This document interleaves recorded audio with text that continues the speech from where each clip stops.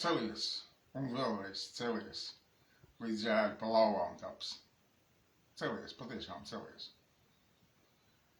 Jautājums nav par Latvijas pastāvēšanu, par Latvijas tautas pastāvēšanu. Faktiski mēs grimstam miljardu parādos un tauta izmirst katru gadu par 10 000.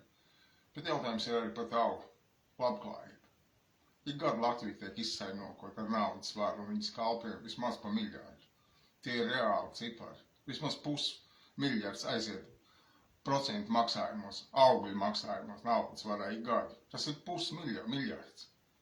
Nerunājot par vēl visām citām lietām, kur nauda tiek izsaimniekota medicīnas kartelis. Vājprātā, kas notiekās ar mums. Mums tā valsts nav veidota Latvijas tautai. Latvijas valsts. Mums tā valsts ir veidota naudas varē. Lai naudas varētu iedzīvoties uz mūsu nodokļu maksātāju naudas.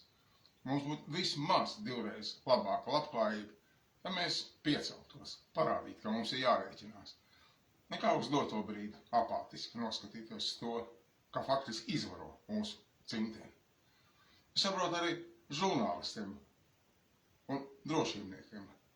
Mans vēstījums ir, jūs esat arī viens no tiem, kas uztur Latvijas tautu apātiju, ka viņi apkārtiski noskatās, kā izvaro Latvijas valsti, ka mūsu tauta izmirst, grimst miljardu parādos, tiek izsaimniekot valsts. Piepalīdzat, cik vien iespējams visās šīs lietās. Un Latvijas tauta tikai mūsu apātijas pēc, šī teātra pēc, šīs pseido demokrātijas pēc, kur mums saka, jā, jūs izvēlaties savus tautas priekšstāvu, viņi redziet, ir vainīgie tie, kas mūsu valstī notiekās, kāpēc valsts iet uz izmiršanu, kāpēc valsts uz iznīkšanu iet. Nav tā. Tā ir sistēma.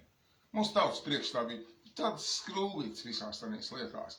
Un viss tā demokrātija arī tāds apmāns. Tā ir tāda mirāža, ka redziet, tā ir mūsu vara. Nu, nav tā mūsu vara, tā ir 100% naudas vara, un viņi ņirgājas pa mums. Viltīga, riebīga, ļauna vara. Saņemamies, ceļamies, parādamies, ka mums ir jārēķinās.